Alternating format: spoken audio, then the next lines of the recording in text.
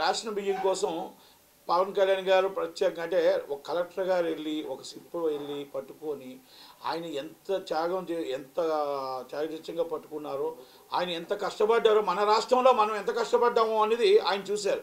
ఒక sincere is honest is collector గారు acts of దానికి పవన్ కళ్యాణ్ గారు ఇమీడియట్లీ నాదెండ్ల మనోహర్ గారు అందరూ కూడా వెళ్ళడం జరిగింది.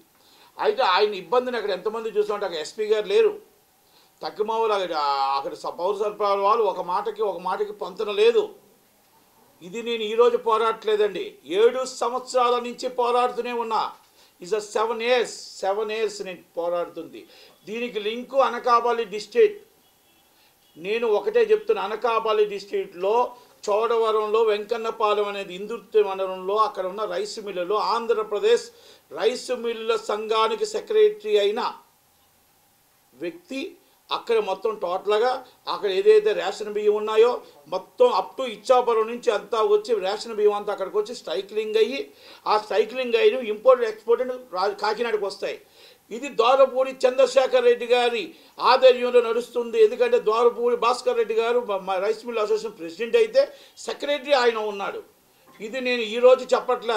అనకాపల్లి డిస్ట్రిక్ట్లో ఒక 10 లారీలు వెళ్తే దాన్ని ఏదో తురుపు కోసం ఒక తక్కువ మోతాదులో కేసు రిజిస్టర్ చేస్తారు, చేసి దాన్ని పట్టుకొని వెళ్ళి తక్కువవన్నీ వదిలేస్తారు. ఇది పౌర సరఫరాల వాళ్ళు అవ్వచ్చు, అక్కడ అనకాపల్లి డిస్ట్రిక్ట్లో పోలీసులు అవ్వచ్చు, ఇది కలెక్టర్ ఆఫీస్ సిబ్బంది అవ్వచ్చు, ఇది డైలీ నడుస్తున్నదే. దీని మీద వైసీపీ గవర్నమెంట్లో పోరాడి ఎందుకంటే వైసీపీ గవర్నమెంట్లో పోరాడితే ఫలితం దక్కలేదు.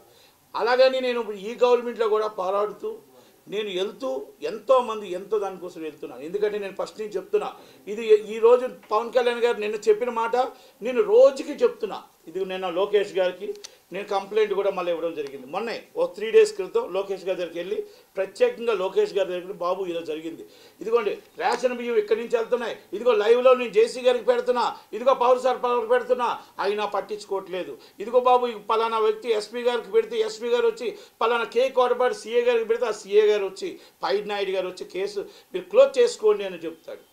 నన్ను స్టేట్మెంట్ అడుగుతారు, నాకు అక్యూజ్డ్ లాగా ఒక కంప్లైంట్ని 4 సార్లు తిప్పిస్తాడు. ఉదయం నుంచి సాయం దాకా కూర్చోబెట్టి స్టేట్మెంట్ కోసం. అక్కడికి ఆల్రెడీ కలెక్టర్ ఆఫీస్కి వెళ్తే కలెక్టర్ ఆఫీస్లో సాయంత్రం దాకా నేను కూర్చోవాలి కంప్లైంట్ కోసం. అంటే నేను కంప్లైంట్ ఇవ్వడానికి వెళ్ళా. ఏమండి అక్కడ రేషన్ బియ్యం వెళ్ళిపోతున్నాయండి, 16 రూపాయలు కొని రీసైకిల్ చేసి అమ్మేస్తున్నారండి, అక్కడ కాకినాడకు తరలి వెళ్తున్నాయండి అని చెప్పుతూ ఉంటే అనకాపల్లి డిస్ట్రిక్ట్లో మా ఒక్క జాయింట్ కలెక్టర్ గారు కానీ అక్కడ ఎవరో కూడా పౌర సరఫరాలు కానీ పోలీస్ డిపార్ట్మెంట్ కానీ ఎవరో కూడా నిమ్మక నీరెత్తినట్టున్నారు. అక్కడ ఎమ్మెల్యేలకు తెలుసు, అందరికీ తెలుసు, డిపార్ట్మెంట్కి తెలుసు. అది హోమ్ మినిస్టర్ గారు district, Anakapalli district home minister గారిది. ఈరోజు పవన్ కళ్యాణ్ గారు ఈరోజు ఎంత కష్టపడాల్సిన అవసరం ఎందుకు వచ్చింది? మీ ఆఫీసర్లో కరెక్ట్గా చేస్తుంటే, మీ ఆఫీసర్లో కరెక్ట్గా ఆలోచించుంటే, మీ ఆఫీసర్లో కరెక్ట్గా పట్టుకొని ఉండుంటే, మీరు చెకింగ్ చేసి ఉండుంటే ఈరోజు అక్కడ తరలి వెళ్ళిపోతున్న మొత్తం లారీలని సిప్లోకి ఎక్కిపోవడం ఎలాగెళ్ళాయి, అక్కడి నుంచి మొత్తం టోటల్గా మధ్యలోకి ఎలాగెళ్ళాయి, అది పట్టుకోవడం ఎలా జరిగింది, ఈ బియ్యం ఎక్కడి నుంచి వెళ్ళాయి, అనకాపల్లి డిస్ట్రిక్ట్ నుంచి ఎంత వెళ్ళాయి, ఇచ్చాపురం నుంచి ఎంత వెళ్ళాయి, మన గుంటూరు డిస్ట్రిక్ట్ నుంచి ఎంత వెళ్ళాయి, ఇవన్నీ కూడా మొత్తం టోటల్గా రికార్డ్స్ చేయాల్సిన అవసరం ఉంది.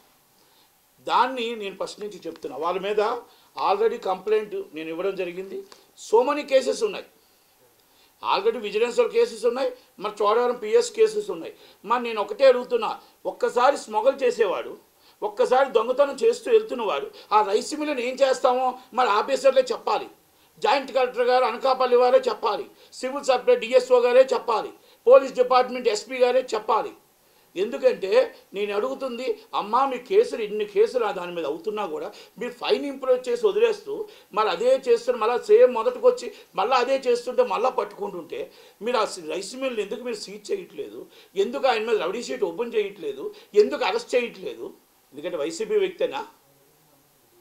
వ్యక్తేనా? పాత ఆఫీసర్లు అందరూ మీకు వైసీపీ వాళ్ళే ఉన్నారు అక్కడ ఆఫీసర్లు కూడా, కొత్త వాళ్ళు ఎవరు లేరు. అక్కడ ఎందుకు గొంతాల రామకృష్ణ గారు అడగట్లేదు? ఎందుకు చోడవరం ఎమ్మెల్యే రాజుగారు అడగట్లేదు? ఎందుకు జనసేన ఎమ్మెల్యేలు అడగట్లేదు అంటే అక్కడ ప్రతి వాళ్ళకి అక్కడ మొత్తం టోటల్గా అందరికీ తెలిసిన విషయమే. నేను వేరేగా దీనికోసం చెప్పాల్సిన అవసరం లేదు. ఈరోజు వెళ్ళిన బియ్యం నేను ఒకటే అడుగుతున్నాను, నేను ఇచ్చిన కంప్లైంట్లో నేనే వేగ్గా కంప్లైంట్లో విత్ ప్రూఫ్స్తో కంప్లైంట్ ఇచ్చాను. మీరు పెట్టిన కంప్లైంట్లే, మీరు పెట్టిన విజిలెన్స్ రిపోర్ట్సే, మీరు పెట్టిన ఎఫ్ఐఆర్లే. మరి దాన్ని అలా ఎలా ఉంచుతారు, ఎలాగ మిల్లుని ఉంచుతారు, ఎందుకు మీరు వెరిఫై చేయట్లేదు? ఈ అనకాపల్లి డిస్ట్రిక్ట్ నుంచి ఎన్ని టన్నుల బియ్యం మీ కాకినాడలో వెళ్ళాయి? ఇప్పుడు కాకినాడలో దొరికిన బియ్యంలో దీంట్లో వాటా ఎంత ఉంది? ఎందుకు మీరు ఎంక్వైరీ చేయట్లేదు? నేను 3 రోజుల క్రితం నేను లోకేష్ గారి దగ్గరికి వెళ్ళి లోకేష్ గారి దగ్గర కూర్చొని లోకేష్ గారికి చెప్పి, బాబు ఇది జరిగింది బాబు, ఇది జరుగుతుంది బాబు అని పంపించి లోకేష్ గారి ఆఫీస్ నుంచి మళ్ళీ ఎస్పీ గారికి పంపించి చేయడం జరిగింది. ఇది కంప్లైంట్ రూపంగా ఇచ్చిన ఆఫీసర్లు పట్టించుకోకపోతే ఏమన్నట్టు చాలా సింపుల్గా జేసీ గారి దగ్గరికి వెళ్ళాను, జాయింట్ కలెక్టర్ గారి దగ్గరికి వెళ్ళాను అనకాపల్లి. నేను అడిగాను, అమ్మా మీరు ఒక 2 కుటుంబాల తగాదా కోసం రాత్రి 9 గంటలకి 10 గంటలకు కూడా ఎంఆర్ఓ వాళ్ళని పంపిస్తున్నారు. మరి అన్యాయంగా రేషన్ బియ్యం అమ్మ చాలా మొత్తం టోటల్గా రూపాయి బియ్యాన్ని, పేదల బియ్యాన్ని మొత్తం టోటల్గా దోచుకుంటూ దళారులు కోట్లాది కోట్లు సంపాదించుకుంటున్నారు. అది కంప్లైంట్ పెడితే పట్టించుకో, అది తర్వాత విషయం అండి, అది తర్వాత చూస్తాం. ఏంటి ఒక ఎస్సీ ఏమంటాడంటే, ఇది ఎందుకండి మీరు క్లోజ్ చేసుకోండి, ఇది పెద్ద ఇష్యూ కాదండి. అలాంటప్పుడు రేషన్ బియ్యం బంద్ చేసేయండి. మాలాంటి వాళ్ళు కోట్ల రూపాయలు ట్యాక్స్ కట్టిన వాళ్ళు అందరూ డబ్బులు తీసుకొచ్చి మీరు దళారుల చేతికి వెళ్ళే బదులు రేషన్ బియ్యం రూపాయికి బంద్ చేయండి. 16 రూపాయలకు కొనడం అంట, 73 రూపాయలకు సైక్లింగ్ చేసి అమ్మడం అంట. ఇది ఎక్కడ అన్యాయం అండి?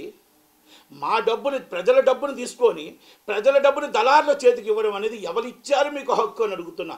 కేంద్ర రాష్ట్ర ప్రభుత్వాలకు మీరు ఇప్పటికైనా మీ వల్ల కాదు, మేము పట్టుకోలేము, మా వల్ల కాదు, రేషన్ బియ్యాన్ని మేము స్మగ్లింగ్ జరుగుతుంటే మాకు చేత కావట్లేదు అన్నప్పుడు రూపాయి బియ్యం మానేయండి, తీసేయండి.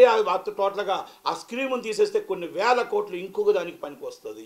ఇది దళారులకి కొన్ని వేల కోట్ల రూపాయలు వెళ్ళిపోతుంది. ఇది నా మాట కాదు, పవన్ కళ్యాణ్ గారు నిన్న మాట, నేను ఫస్ట్ నుంచి పోరాడుతున్న మాట, నేను చెప్పుతున్న మాట. నేను ఆఫీసర్ల చుట్టూ తిరిగి నేను ఆఫీసర్ల చుట్టూ తిరుగుతుంటే పిచ్చివాడిని చూసినట్టు చూశారు. పిచ్చోని ఎలా చూశారు?